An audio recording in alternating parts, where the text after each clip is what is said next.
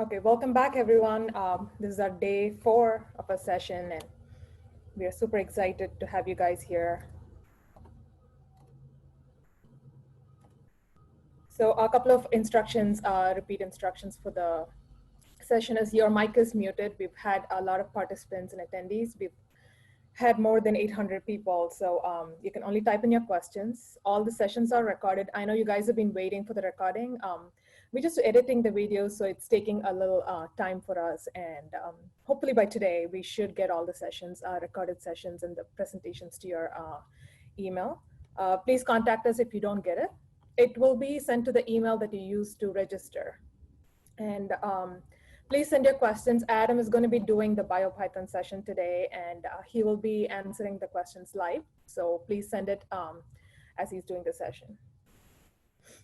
So I want to go and do some updates on the COVID-19, quick updates. I know I mentioned to you that there has been more than 30,000 publications on it. And the interesting and the nice part is all the scientists are willing to openly share their scientific data they're publishing, and the scientific world has come to a huge collaboration, which is so nice.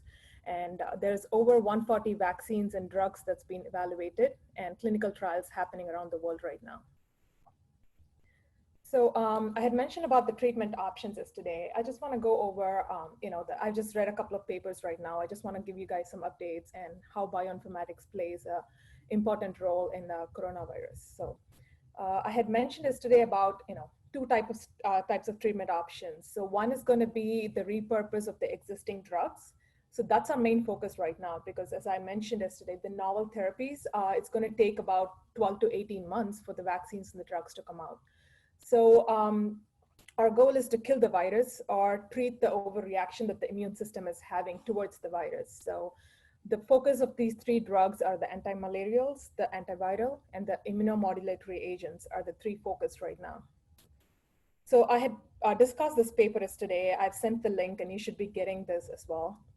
So the summary of the paper was I just want to quickly go over this for the people who didn't attend yesterday's session. So it analyzes the genome sequence of the SARS-CoV-2, and it identified SARS as the closest disease. And this is based on the genomic similarity. And they used an auto-seed pipeline, which is text mining and database searches, and they found out 34 related genes to this. So using those genes as the seeds, we automatically built a molecular network, and they were able to come down to 78 drugs that we can use to repurpose. So with this, they did manual filtering, which is they saw the clinical symptoms and the side effects, and then they came to 30 potential repurposable drugs. And bioinformatics played a huge role in this. And some of the drugs I'm sure you've read in the news and stuff. So it's very exciting, this paper. So hope you guys get to read this. And I just saw this in the news today, so I wanted to share it with you. This just came out. They have started the clinical trial. I know we've all been looking forward to the hydroxychloroquine. So they've just started the trial, and I guess it's happening in Nashville at the Vanderbilt University. So it's very exciting. So I just wanted to briefly discuss another quick paper today that bioinformatics plays a huge role in COVID-19. And then I would introduce Adam and he'll start with the Biopython session. So this paper was exciting and very interesting because as I said about the drug repositioning, so they took the 5 drugs that's already been approved and been in the market, and they tried to see the efficiency towards the coronavirus. So to discuss this, I just quickly looked up what those 5 drugs are, what they do. So among those 5 drugs, as you can see, all of them are antiviral drugs. So the first one is used to treat Hep C and RSV infection. And the other one, which I'm sure you've been reading about, the Gilead Sciences, it's a very exciting drug, and it's an antiviral as well that was designed towards treating Ebola. But I guess right now it didn't work towards Ebola. So now they're trying to start the trials on that. And another drug is a Sovaldi, which is a very popular medicine used to treat Hep C, and another antiviral drug towards Ebola and Hep B, HIV. So these are the drugs that are currently in the market, and they're trying to test the efficiency towards COVID-19. So the summary of this was they used the Swiss model web server. So they designed a model and using the already solved structures from the NCBI protein bank, and they did a new model. And molecular docking was performed to test the several drugs, the mentioned drugs, the 5 drugs above. So they did the docking and tested against the current coronavirus. And they used the AutoDock Venus software, and they calculated the binding energies to see how well they bind. And the 5 approved drugs showed really good binding and was the very promising results. And also there were three other drugs that are currently on the clinical trials also tightly bind to the newly emerged coronavirus. So this is some exciting new stuff. And as you can see, I just wanted to quickly present this data. You can see the binding energy of the 3, the ones that are marked in the green are the already approved drugs. As you can see, the binding energy is pretty good and it's very promising compared to the control. And the ones that are marked in red over there are the current drugs that are already on the clinical trials, which will hopefully come out soon. So those the red ones show the highest maximum binding energy. So I thought this was a very exciting paper. I have the link. I'm sure like a lot of people have checked this out. This one is the nucleotide gene from NCBI for the coronavirus. I have the link for that. And I'll also be sharing this paper with you guys. So I hope you liked it. And so now going on, I'm sure Adam is eagerly waiting to discuss Biopython. So he's a PhD candidate in Biomedical Informatics at Stanford. He's advised by Russ Altman, and he has a bachelor's degrees in computational biology. And he's a former member of Stanford's algorithms computational molecular biology teaching team. We're very excited to have him on board, and he's going to be teaching Biopython end of 2020. And his research interest is the drug metabolism in the large population studies and the natural language processing for identifying reports of adverse drug reactions. So we're very excited to have you, Adam. So you want to get started? Yep, thanks for the introduction. You want to stop? Yeah, there we go.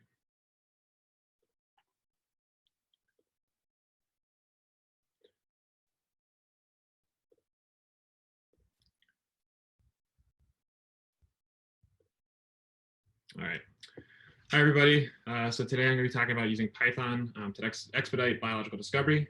So we'll go over some kind of basic biology, just enough of a primer to get you going. Paul did a good job with this earlier in the week as well. And then we're going to get into some Biopython as well as some other kind of analytical tools that we can use to kind of interrogate genomes. So first, to start off, we're going to first just kind of go over some background about the genome we all think about, which is the human genome. This is kind of the default that we kind of all go to. So just as an overview, the human genome is around 3.4 billion base pairs. These are the nucleotides A, T, G, and C. And then you can kind of see an overview of the chromosomes here, generally arranged by size, but a fun fact is that chromosome 21 here is actually the smallest chromosome of the autosomes. And so just to give a little kind of we're going to be looking at a lot of sequence today. So when I talk about DNA sequence, this is kind of what I'm talking about. So it's generally represented as a series of A, T, Gs, and Cs. And they generally form base pairs. So an A to T pairing or a G to C pairing is kind of what we see standardly. And so one of the kind of linchpins of today's discussion is going to be talking about variation within genomes. So kind of just for a reference point, the typical human genome varies at around 4 to 5 million positions compared with the reference human genome. So we kind of have a reference human genome, which is the result of the Human Genome Project. And as a result, we kind of compare everything against that, for better or for worse. And for each individual, 4 to 5 million positions are different than that. But there's a lot of overlap between individuals for which those 4 to 5 million positions. Additionally, something that's kind of interesting as well to think about is that you inherit a lot of these differences from your parents, but each individual carries around 44 to 82 de novo single nucleotide mutations. That means that one of these individual nucleotides is shifted and changed to one of the other ones over time, or just with that individual between them and their parents. So this is if you think about 3.4 billion base pairs total and only 44 to 82 mutations, it's a relatively small number. All right, so today we're kind of going to focus in on RNA viruses. So I just want to kind of give a primer on RNA viruses and then their genomes. And so RNA virus genomes are generally between 9,000 and 29,000 base pairs. So we can already see that this is several orders of magnitude smaller than the human genome, which is kind of important to keep in mind as we go through this. They have a high mutation rate. So this yields difference in mutations of 1 to 2 mutations per offspring. And so if you're thinking 1 to 2 mutations in 9,000, 29,000 base pairs, that's relatively high, especially when you consider that because the genome is much smaller, the likelihood that one of these mutations occurs in a region that is coding and therefore important or functionally important for the virus is relatively high as well. So over time, you kind of have, these mutations that accumulate within the virus even during an outbreak. So something else to keep in mind is that for human generation to happen, you're talking about a relatively large amount of time. You're talking about, probably a decade at least. Whereas for a virus, in a single infection, you can have many, many generations of that virus, which leads to lots of different mutations occurring and many, many different versions of that genome. And so on here on the right-hand side, we kind of just show the SARS overall life cycle. So it'll actually infect the cell with these spike proteins binding to the ACE2 receptor, and then it'll enter the cell. And then once it enters the cell, it'll kind of take advantage of some of the host cellular machinery to then produce new viruses that go on and infect other cells. And so, like I said earlier, the genomes are much denser than humans, which means these mutations are more likely to have an impact. All right, so focusing on to the current kind of the world's current focus, which is SARS-CoV-2. This is it on the right. And so we're just going to do some nomenclature regarding what the virus's name and what it means. So SARS stands for severe acute respiratory syndrome. So if you've heard people talk about viral pneumonia, that's kind of just the symptom of being infected, kind of the most severe symptom. And so as a result of that, they have the SARS in the name. This SARS is actually related to the same strain of viruses that caused the outbreak in the early 2000s. So you can kind of relate it back to that SARS. And then the CoV part of this stands for coronavirus. So this is a family of viruses. On average, they kind of have the larger genomes among the viruses. And so you can actually, corona is actually the name they gave it because if you look at it under a microscope and all these red proteins kind of show up as glimmers along the edge of the sphere, which ends up being very similar to kind of looking like a crown.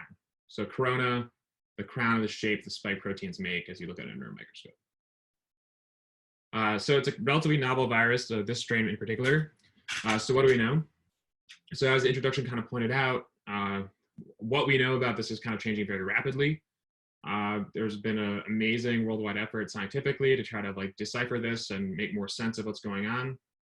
And there's a large part of this being driven by bioinformatics, as well as wet lab scientists putting the data out there. And so today we're going to talk about primarily on the genome.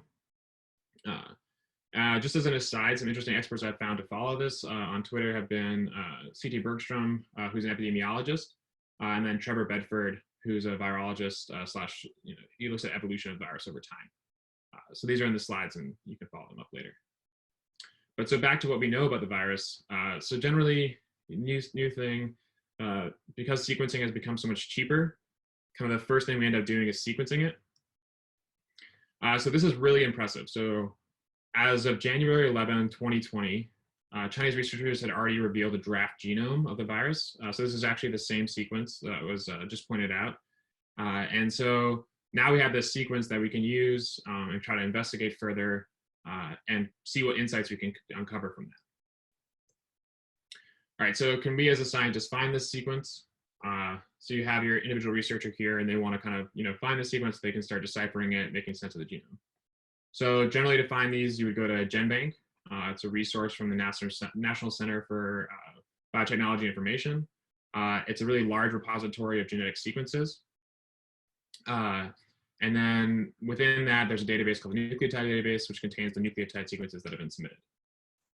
And just to give you a sense for how fast this is growing over time, this is the total number of base pairs in the database. It's the total number of sequences in the database. And you can see that it's kind of, it's been growing relatively quickly over time, and especially after the Human Genome Project is completed, the amount of whole genome sequencing as well as the total amount of sequencing has increased relatively rapidly. All right, so we go to our nucleotide, we type in our search, which is severe acute respiratory syndrome. We find the web page. So this is the one that was linked earlier. And then if I want to actually look at the sequence, I would generally click on this FASTA button, and that would give me the actual raw sequence, right? So this is, we're actually staring at the genome right now. And then if you want to maybe analyze this in a downstream case, you could copy paste this over into a file, and then use it in whatever downstream application. But this is kind of the manual way, relatively slow, not really high throughput. So can we do this more efficiently with Python? And so looking at this entry, there's kind of this ascension number that's of interest to us. So maybe you find it on the database page, or maybe you find it, you're looking at a paper, and in a paper they'll often cite what the reference genome they used was. So that can be this ascension number. So enter Biopython. So Biopython is a suite of tools that's freely available for Python. There's several modules within it. I'm going to highlight a few of them here. So the BioEntrees module is an application programming interface module, or API, for interacting with the Entrez system. So the Entrez system, which I'll talk about on the next slide, is really, really powerful set of databases that the NCBI puts out that covers a broad range of stuff. So having a really effective and reliable API for that is super useful for any kind of downstream bioinformatic analysis you want to do. Then there's this BioSeq.io module. So within the BioSequence.io module, there's a lot of input-output operations for sequences. So kind of handling just kind of sequence information, which ends up being a lot of the work we do as well. And then there's modules for population genetics. So this is kind of studying different ancestral populations over time, how those relate to one another. You can uncover cool things about human history, as well as migratory patterns of ancient humans. And then there's this other whole component, which is the structural bioinformatics component. So this is the protein data bank, is what this PDB stands for. So like the structure that was in the introduction, this is kind of, we've been talking a lot about sequence, but sequence is one-dimensional and our world is three-dimensional. And so structural information is kind of a really cool area. And so we'll get into the course, but not really today. But there's a lot of stuff going on there, and it's really important for drug development to kind of understand how these things interact in a 3D environment. All right, so this is kind of just an import command at the top here, kind of standard for Python. So from Bio, we'd import the Entrez module, and that was going to actually give us access to several different resources. So there's a literature resource. This is all a bunch of text. Genes, so information about genes and homologous genes across different organisms, a bunch of information about genetics, so human variation and what that variation can be. And then the genomes here are kind of just reference genomes or other genomes of different organisms that have been sequenced over time. So we got a question asking about the full genome of CoV2 determined when there are mutations from different samplings. It's a good question. So we'll get into it a little bit later, but the key idea here is that if we sequence enough, we can kind of find the commonalities of all the sequences that, that infer where that sequence descended from. So where the mutations happen that kind of passed on over time. So you can look back to see what are all the commonalities, and you kind of infer an ancestral grouping or an ancestral sequence. But kind of the reference is,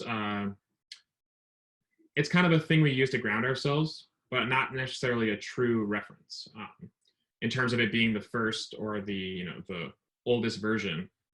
It's kind of just a point in which everybody can refer back to and agree that this is the one that we're looking at, or this is the one we're comparing to. So if I say this has a variation, then it's different from that reference in some way.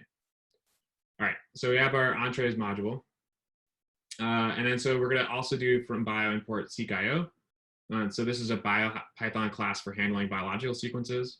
So when you think of biological sequences, we try to focus in on two different types of sequences. So we think of nucleotide sequences, which are DNA and RNA, and we think of amino acid sequences, which are generally proteins or peptides. And then, kind of the key thing between about this module is that it enables really fast conversion between different file formats. So the more you work in the field, the more you realize that one of bioinformaticians' favorite thing to do is have a file format for their tool. It's gotten better lately, but there's still a really large range of file formats out there. So having a package that can quickly convert between them accurately and efficiently is very helpful. And then additionally, it allows you to kind of hold a sequence within these objects and then pass that from one class to another for analysis. So the bio in the title slide command is a question we got. So this bio is actually the name of Biopython. This is what the package is called. So from Biopython, import seq.io or import Entrées. All right, so if we were to set up our environment, I have some picture of some code from a Jupyter notebook here. And so these are kind of the import states we use. So we're importing the seq.io module, we're importing the Entrées module, and then we're going to import some plotting stuff. So genome diagram, and then these are some helper functions for dealing with the sequence data. And then we're going to do a phylogenetic analysis at the end of this. So we'll import that module as well. And then these report labs are kind of just means to create images or PDFs. So kind of get our graph output. And then there's this Entrées.email property that we like to set before accessing the API. So here I just put a fictitious email, so UCSC Silicon Valley. But you can kind of put, if you put in your own email, you can also put in, make a full API account with the Entrées system. This will give you an API key, which then allows you to query a lot more sequences. So if you're planning on doing a lot of analyses, then maybe it's worth your time to set up an API key. Otherwise, you can kind of just set up a default and go from there. All right, so I'll get to some of these sequence mutation questions later. It'll make more sense as we move along. All right, so find what databases are available. So this is just kind of looking at the Entrées module. So if you have one of these and you kind of want to get some more information about it, you can use this einfo command and then get a record back. And then within that record, there's an object called dblist, and that actually just lists out all the databases that are available. So you can see a lot of the ones we mentioned earlier. So there's PubMed, which is a bunch of abstracts for articles. There's PubMed Central, which is a lot of like full text for articles. There's a nucleotide database. There's the genome database. So a lot of different information you can have access through this single API. All right, so let's get back to our task at hand. We're going to focus in on this individual sequence that we found. We're going to use the eSummary command to query Entrées for that identifier. And we're going to query the nucleotide database. And so we give that identifier, we get our data back, and then we can kind of print out what kind of information it gave us. So it kind of tells us indeed that this is the sequence we were looking for, right? So the title matches what we were looking for. Creation date is interesting, right? So the creation data lines up with that article about when they first published it. And then there's also an update date here. So this lines up with probably when the publication actually came out, and then any updates they made to it based on the publication, which was likely just updating the entry with the publication information. And then this length here is actually the total number of base pairs in the genome. So for this one, we have 29,000 base pairs, 29,900 base pairs. So we have our sequence. But we don't have our sequence. So if we look back, we actually don't have any sequence information here. We just kind of have a layout of what the actual entry is. So going forward, if we use this efetch command on the actual sequence identifier, again, querying the nucleotide database, you can get the actual sequence itself here. So we still have a lot of that meta information that's valuable. We have some more taxonomic information. So this could be useful if you kind of want to filter for a particular family or a group of organisms. So you can select for that in the taxonomic group and kind of narrow down your analysis that way. We have organism information. And then down here at the bottom, we actually have that raw sequence again that we saw earlier. So we have the raw sequence. This is the first 3,407 nucleotides. Doesn't really mean anything to me. I don't think it probably makes anything to anybody else. So we kind of want to put this in a more useful format. So we can do that with this genome diagram function. So we're going to create an object called the genome diagram.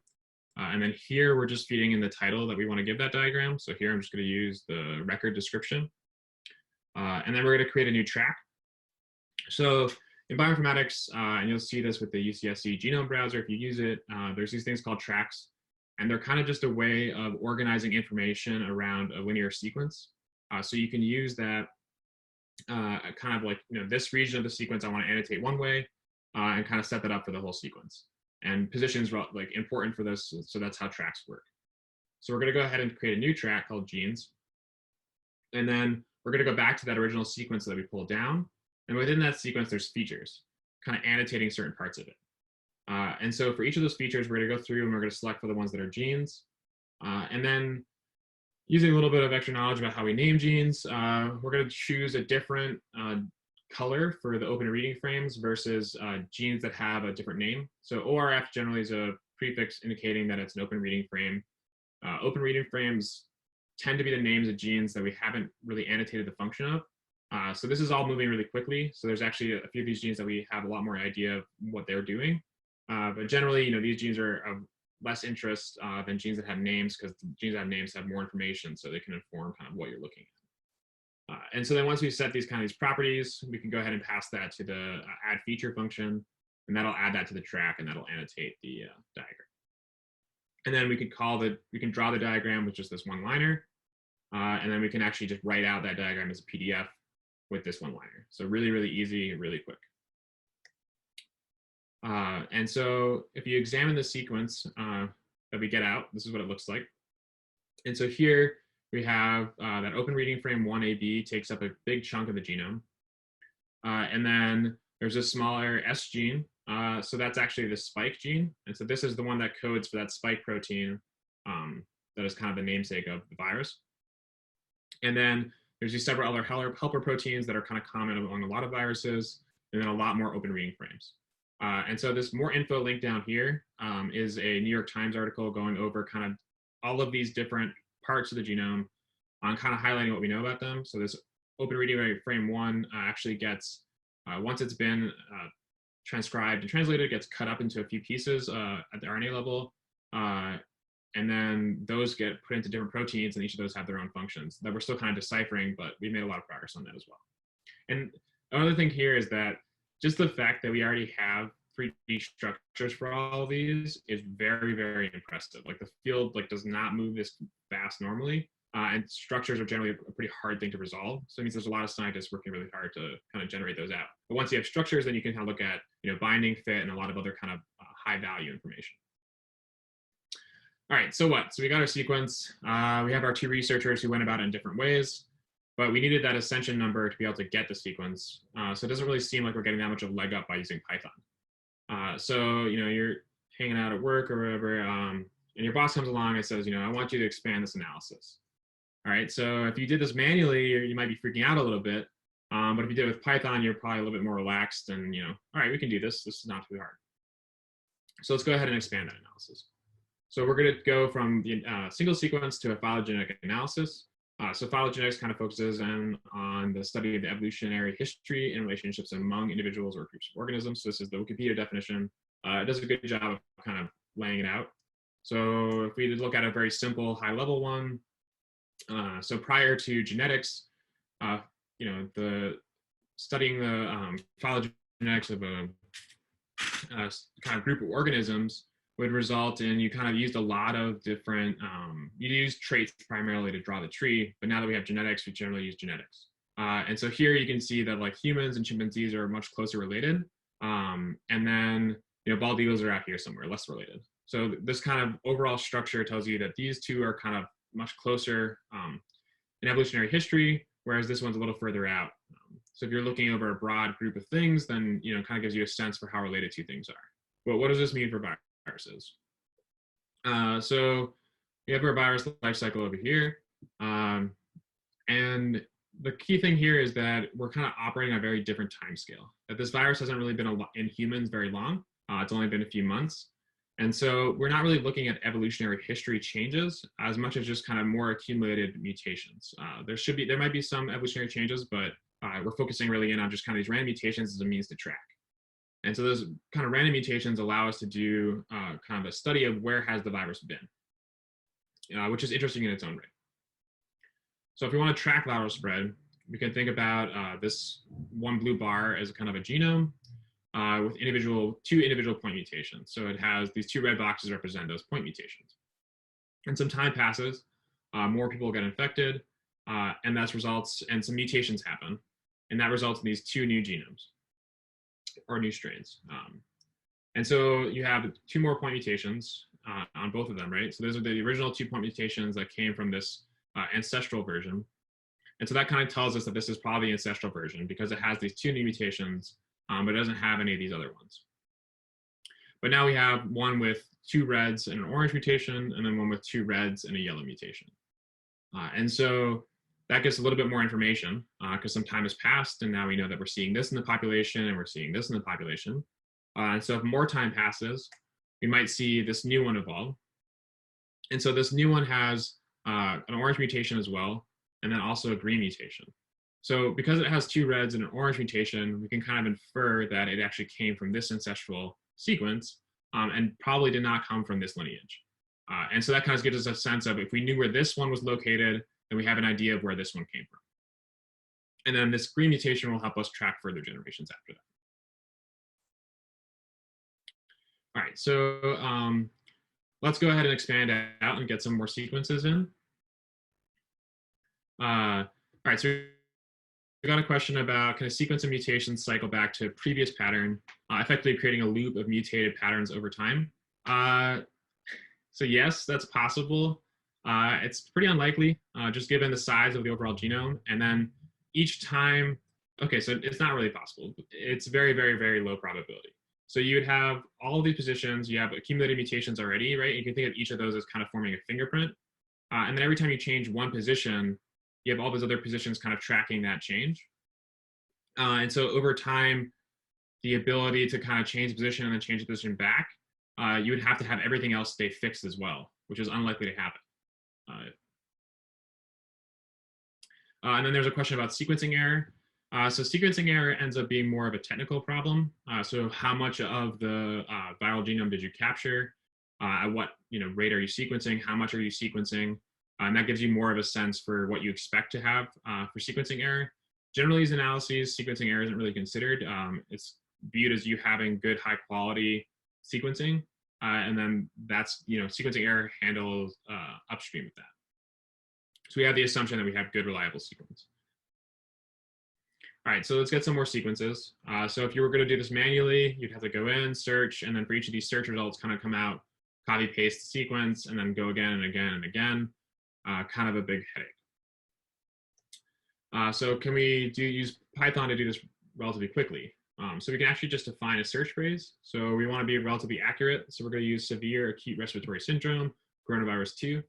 This search phrase was informed by the original entry that we found. And then we're going to use this eSearch command within the Entrez module to search the nucleotide database for titles containing that search phrase. And then we're going to return a certain number of them. So it'll actually tell you how many search results there were versus how many that were returned. So I just upped the number here to make sure that we captured all of them. And so we can have these search results, and then we can actually go through the ID list in that search result and download the rest of those sequences.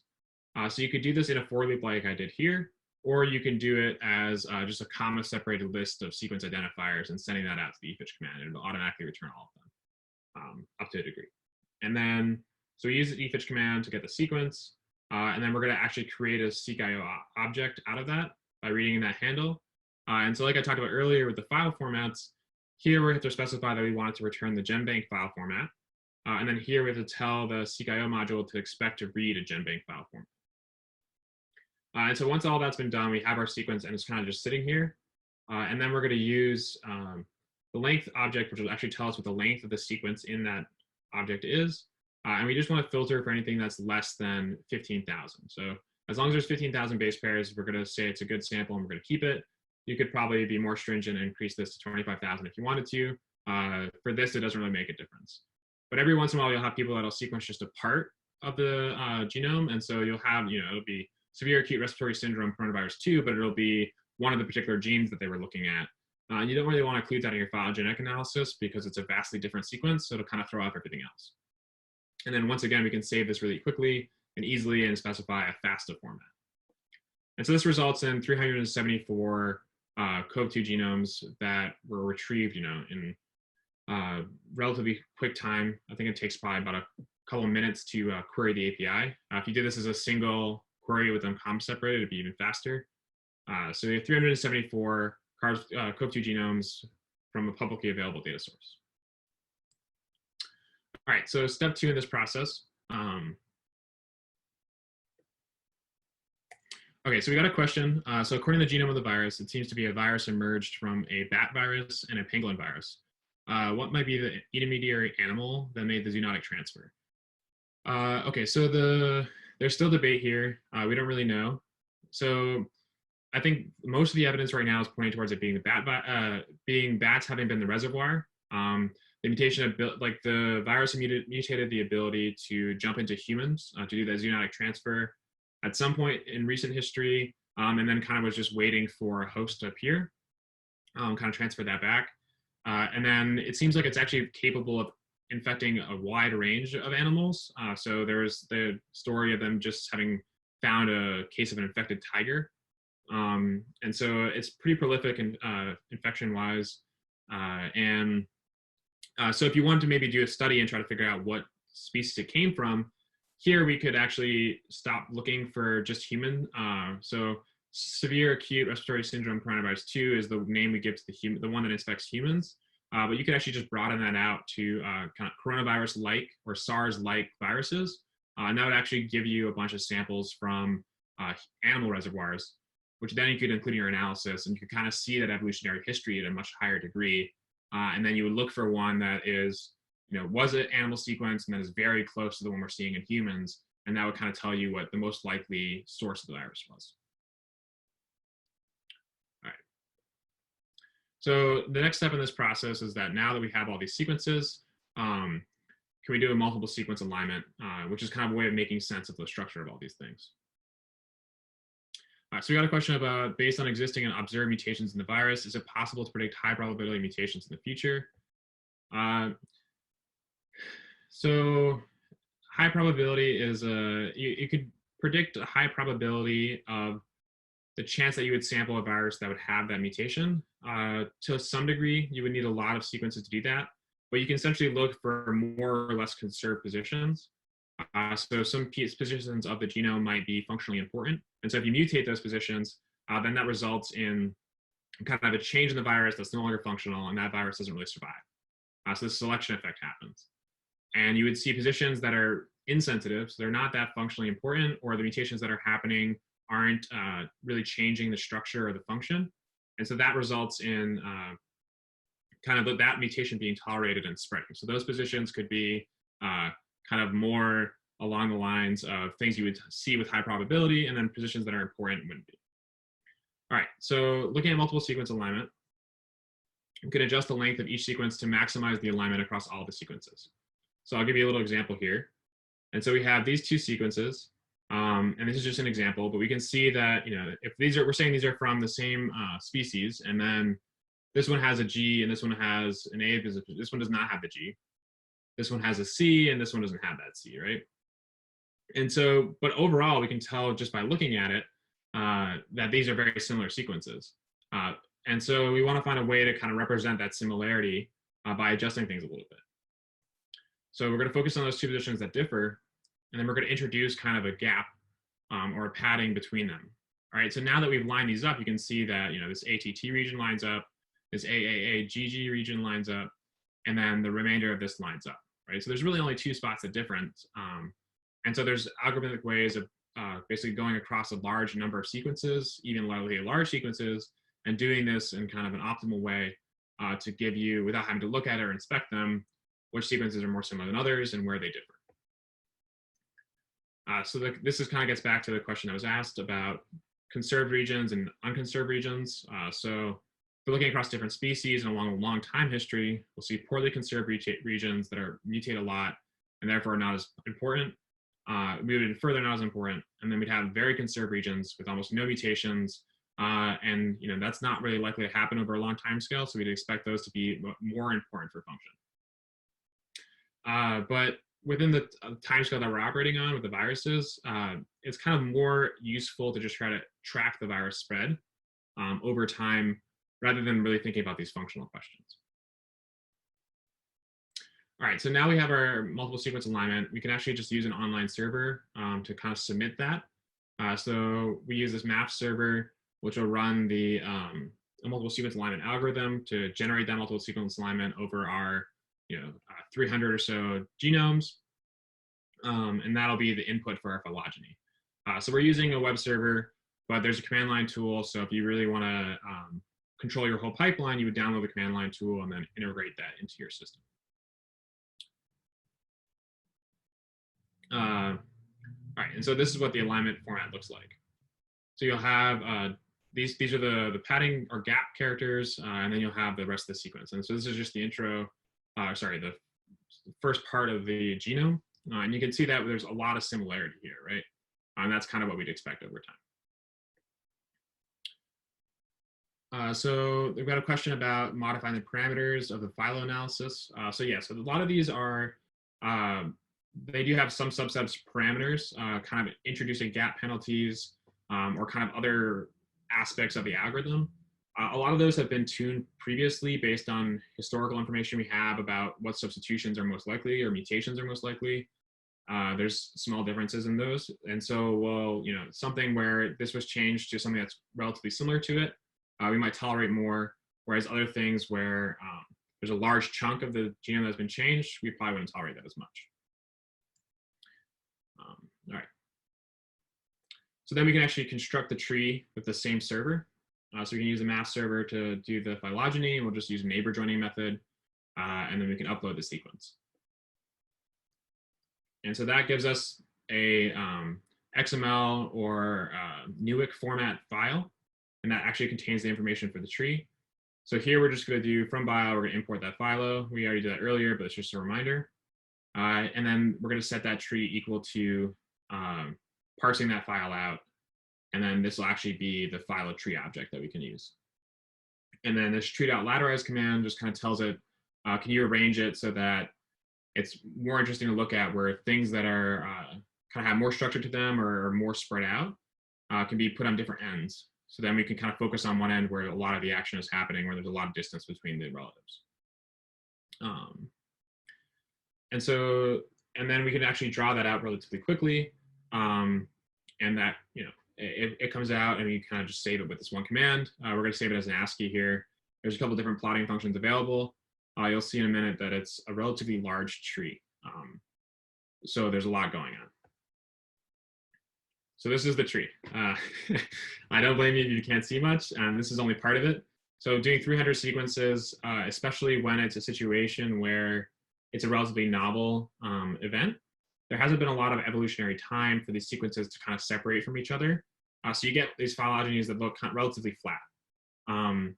So I have a more analyses link in the bottom here, which you can click on, and it'll take you to a website that's been doing called NextStrain, where they've been doing a lot of really cool analyses looking at the phylogeny of the viruses and trying to kind of track them over time and see how things are changing.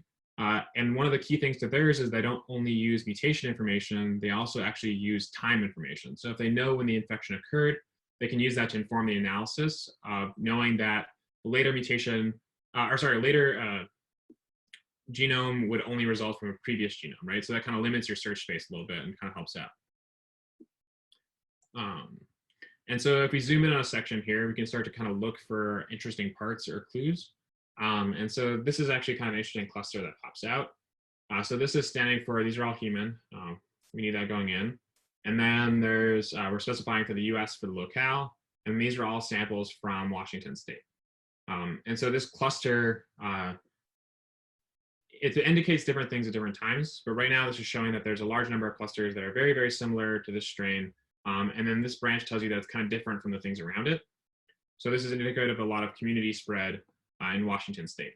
Now, if you had seen this much earlier on in the cycle, so maybe a month or maybe even a couple of weeks into seeing the first case in the United States, this would kind of indicate to you that the virus had actually been circulating in local populations for much longer than we think it did, which is an interesting thing and very useful for informing epidemiological models, where you kind of want to know what's the time frame over which this kind of population has been exposed to the virus. Because that kind of tells you how many people you can estimate to have already been infected. So if you zoom in another one, you can see kind of some interesting things going on here as well, where we have some Florida samples, some Washington samples, and then also some samples from South America, and then also from Spain. And so this is pretty interesting. Not sure what exact conclusion you would draw from this. Could be that a US person was infected and then flew to Europe. Could be that the European strains are derived from a similar one where they were both infected at some earlier date.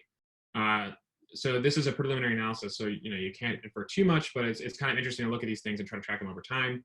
Again, if you check out the Next Strain website, they have some really interesting kind of narratives as to what they're seeing based on the phylogenetics. And so kind of the things that we already did here are things that have already made it in the news, right? So this is an article from a little while ago from the New York Times saying that coronavirus may have spread in the US for weeks. Based on the genetic sequence of the virus in that area, so in Washington State.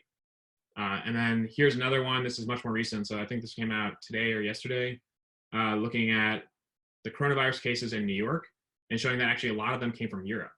So there was enough community spread in Europe for somebody from Europe to have come in from here and having done that spread.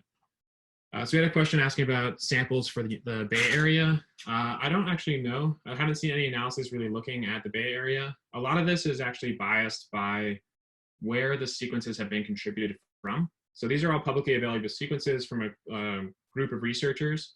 So depending on which states are doing sequencing and then publishing those sequences and participating in these collaborations, you can get a sense for where the viruses came from. But I haven't seen anything regarding California specifically or the Bay Area.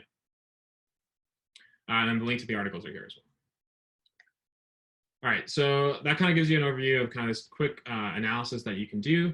The analysis that kind of drove these two newspaper articles were a lot more rigorous. They focused in on the time component to kind of inform the model. They ended up using thousands of sequences. So there's a separate database you can request access to that has specifically these COVID-19 genomes that you can look at. So it's all really informative, very useful. And it helps a lot with informing epidemiological models. So it's a big contribution in terms of how long do we need to be locked down, or what do we think the caseload is? What do you think it'll be? These are all things where the genomics actually kind of help us figure that out. All right, so went over this analysis, kind of quick use of some Biopython as well as some other resources. I just want to take a minute to talk a bit about what else we'll be covering in the course. So kind of just fast scalable analysis tools in general. Python has a lot of these. So Biopython is one. Another key thing about Python is that it kind of ends up being, in a lot of cases, kind of the glue that can hold other tools together. So there's a resource called SnakeMake. And so SnakeMake is a really effective means of which to handle entire analysis pipelines. And kind of, so Paul talked about earlier in the week about Galaxy. And so SnakeMake is kind of the coding equivalent of that. Which allows kind of complete flexibility. You can run it on a local server. You don't have to set up any kind of user interface. It's all done with code. So I'll just take a little bit to talk about that as well. So if you're thinking about an analysis pipeline, right? So our analysis pipeline today was to download sequences, do a sequence alignment, and then do a phylogenetic tree. But if you're looking at maybe whole genomes and you kind of call variants in whole genomes, then your analysis pipeline looks something like this, right? So there's a lot of different steps.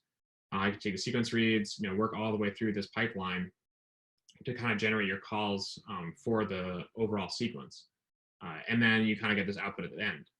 But if you think about, well, I did this all for the first round of samples I got, but then my company or my research group decided to go out and sequence a whole bunch of more people. Well, you don't want to have to rerun that pipeline. You don't have to monitor each of those individually. So my group is working on the UK Biobank project, where we're dealing with 50,000 whole exome sequences. And so to monitor 50,000 different samples moving through your pipeline, this is kind of a really useful thing to use. So a pipeline like this can actually be specified relatively quickly and easily with SnakeMake, kind of defining these rules with placeholder variables. And the program will actually go through and find all of the all of the data it needs to generate the output.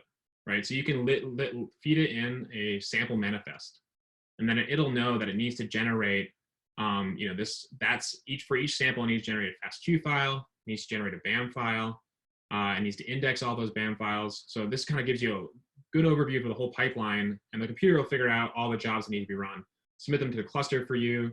In each of these each of these rules that you define, you put in what's the input, you put in the output, and those relative paths. And then this shell kind of gives you the full control over what your pipeline's doing.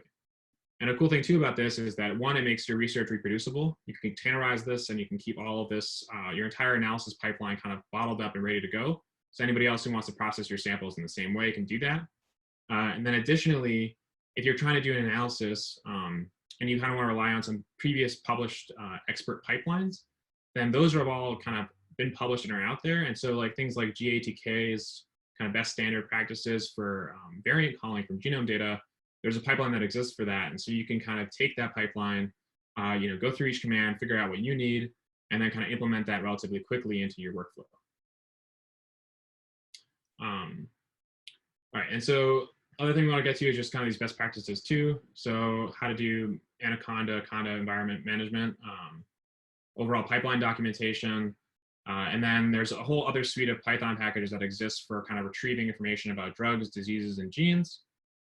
And those are all just really, really useful ways to just pull in information quickly, right? So let's say you're doing the analysis we talked about way at the beginning that was introduced, where you have your drugs that you're interested in, you have the targets you're trying to hit, which are the protein structures. You can actually use these packages to pull down the structure. You can use these packages to pull in the drug structure, right? So chemicals have a 3D structure as well.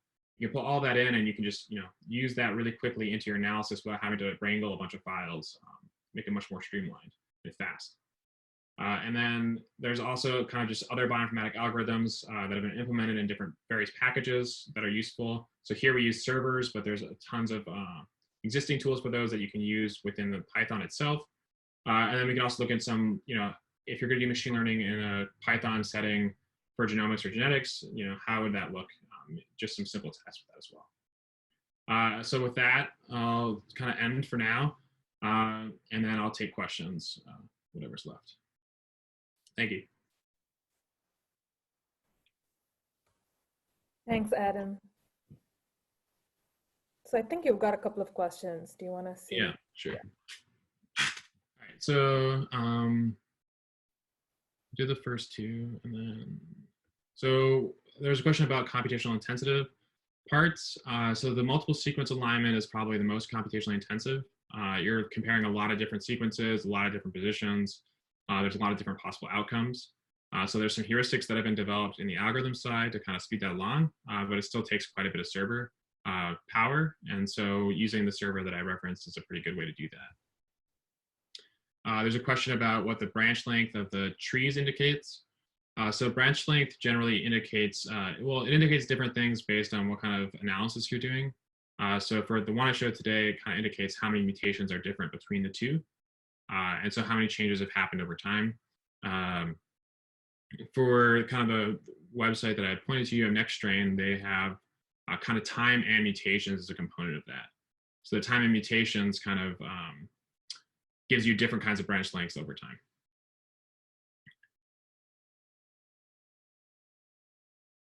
So there's a question about protective steps working with genes that are intellectually protected.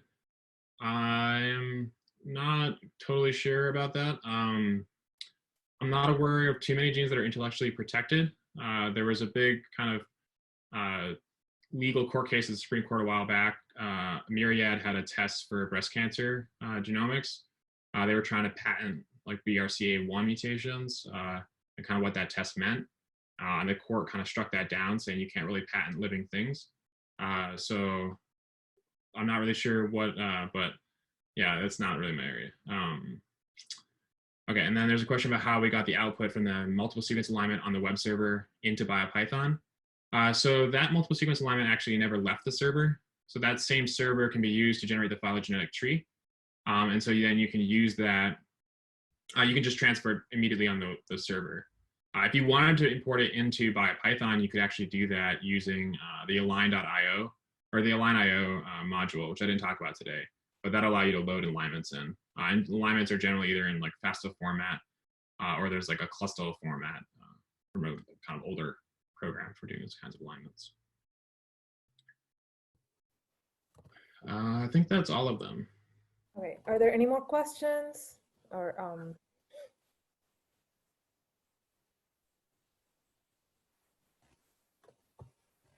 I guess you got two more questions. So So yeah, so for different models, we're building alignments and topologies. To some degree, that's outside the bounds of what I'm anticipating this course covering. I think we're going to focus in on kind of alignments and how to do them with Python, but not necessarily, what all the different options are. There's a few that pretty much most people use because they do a good job. And one of the ways of handling it as well is to kind of just do multiple and then see which one looks correct. And then there's another question about seq.io being used to generate gene counts directly from a BAM file. No, it cannot do that. You have to, so the information I had was we're downloading a sequence from GenBank. And so those sequences have already been annotated with the gene information. So that's how it knows where the genes are. There's ways to actually use seq.io to actually search through and find relevant portions. But there's probably other tools that'll do that faster. It's great if you're trying to develop, particular assay, or if you want to do cuts on a particular plasmid and you want to look to see where where the enzymes you're using are going to cut. But it's not really meant for large genome level files or BAM files. Thanks, Adam. That was super useful. I had a quick question for you. So would you say your course would be useful for someone with a Python background? Yeah, I think so. I think there's a whole suite and like this kind of cool area within Python that's specific for bioinformatics. Mm-hmm. And you don't really know that unless you engage with it. And so we're really going to try to do that in the course and kind of build out those pipelines so that if you go work for a biotech firm, you can know how to handle sequence at scale, how to build out these pipelines, those kinds of things. Okay, so you would say that the Biopython is kind of a package that you just put into the Python and use them, or is it a? The Biopython is one package that you can use, and then we'll go over some other options, some other packages and stuff that's all within biology Python sphere. Yeah. Okay, thank you so much. That was super useful. I hope, I think his course is going to come, he's going to start his course the end of 2020, and yeah, please check it out. It's going to be very exciting. So they have right now sent the links and links to the presentation and all the papers from the last couple of days. So you should have got it in your email by now. So if you did not get it, please let me know, and we'll definitely make sure to resend it to you guys. And I hope you guys will join us back for the R tomorrow. It's going to be Introduction to R. R is another really great tool and software that's been used for data analysis, statistical data analysis. And we are going to send a feedback form to you guys. And if you can fill that, that'll be super useful for us. If you want more introduction-free courses like this, or if you want more advanced. So if you can give us how you like this and what you would like to see in the future, it'll be really helpful for us. This is our first time doing this, and we've got tremendous response from you guys. There's been more than 800 participants, and we were really looking forward to doing these kind of sessions in the future as well. And thank you so much for joining us. Please let us know if you have any questions, and please make sure to fill the feedback form. Thank you so much, and stay safe. Good night, guys.